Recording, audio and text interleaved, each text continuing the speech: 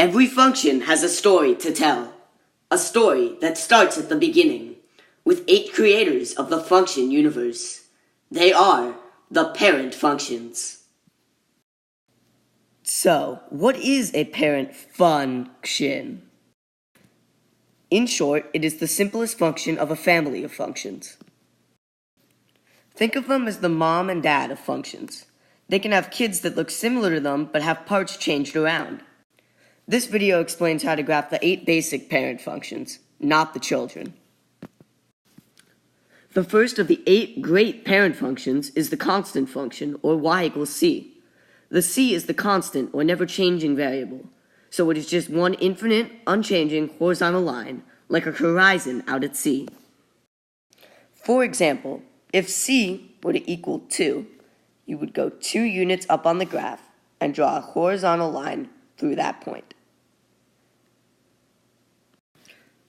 Moving along, the second function in our journey is the identity function. The major rule to remember here is that every x value is the same as every y value.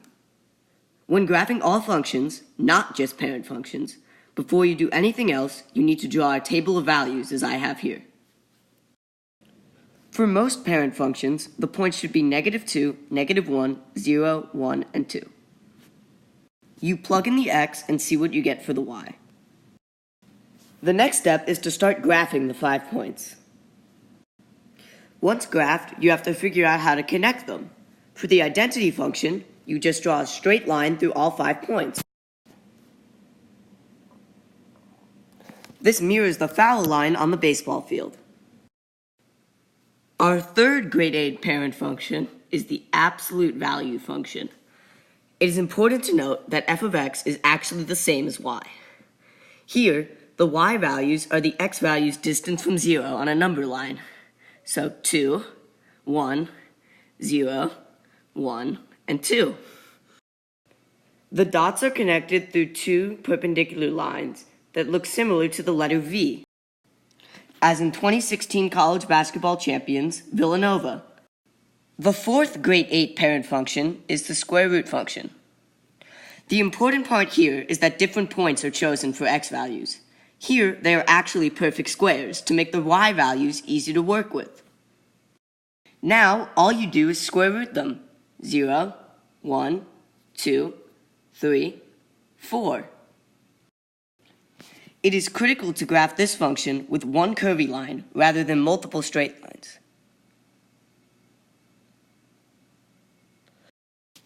This takes the shape of half a parabola on its side, or as I like to remember it, a hockey stick. The next function is the quadratic function. Its shape is called a parabola and looks like a U or a swing set. Picking a favorite parent function is like picking a favorite child, but if I had to pick one, it would be the quadratic function for 2 main reasons. First is because it relates to the basic laws of physics and motions, something I am interested in. Many things in motion, like a bouncing ball or basketball shot, take the path of an upside-down parabola. Another reason is because McDonald's uses 2 upside-down parabolas in their logo. Back to graphing, you do the inverse of what we did for the square root function and square every x value.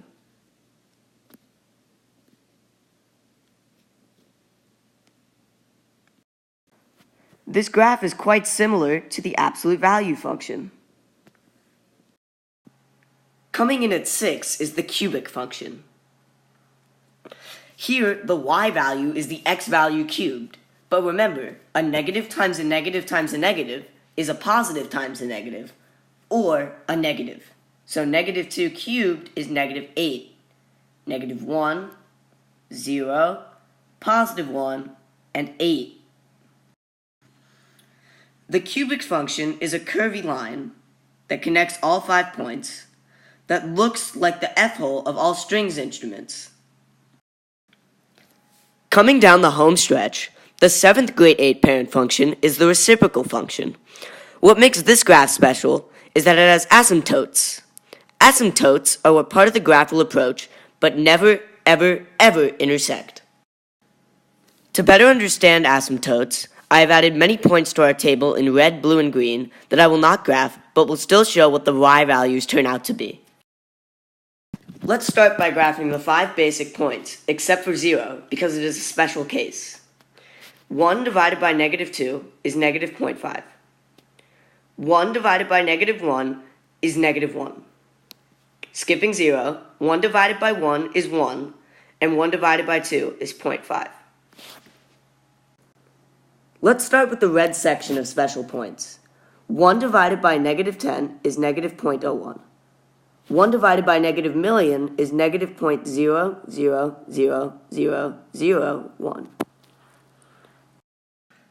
So we can make the conjecture that as x approaches negative infinity, y approaches 0. Another way of saying that is that there is an asymptote at y equals 0. Next is the green section with a similar conjecture. As we see the points out, we see that as x approaches positive infinity, y still approaches 0.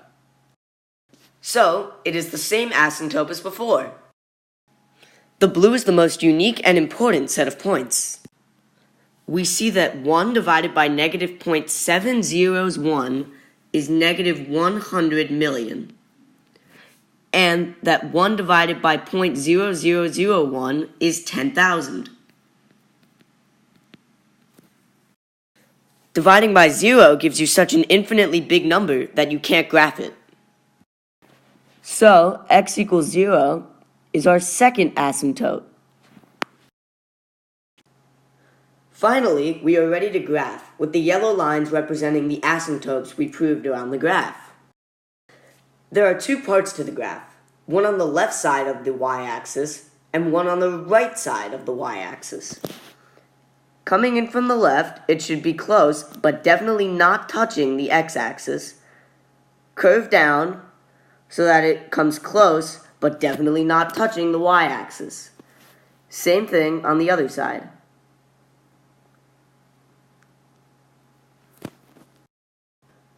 Quick side note, the reciprocal function does not appear often in real life, so I chose a picture of the Chinese character ren, which looks kinda like it.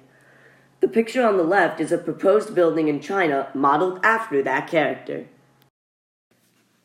The final parent function is the step function. There is no official distinct graph of this function, and is actually a grouping of graphs that looks like a staircase. However, the most common step function, aka the one we will be doing soon, is the greatest integer function.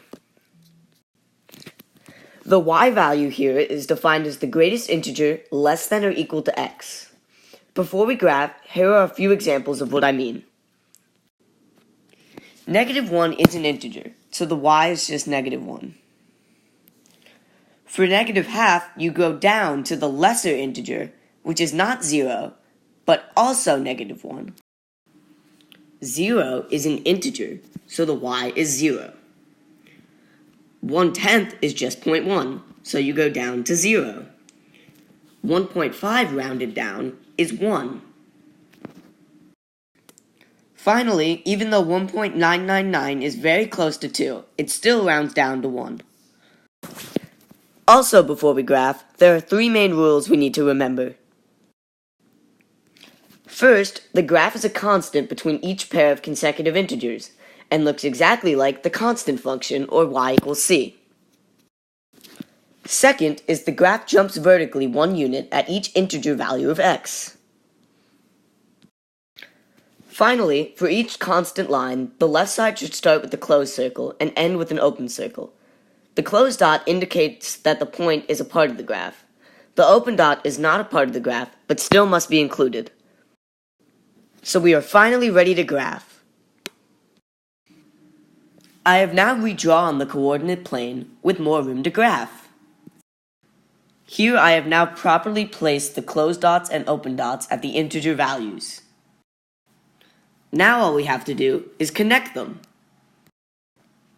There are 3 things here to notice: the closed dot on the left of each step, the open dot on the right of each step, and that there is not a vertical line connecting each step. To sum up 10 minutes and 10 seconds, here's a picture of all 8 parent functions on one slide, neatly drawn. Thanks for watching! Citations.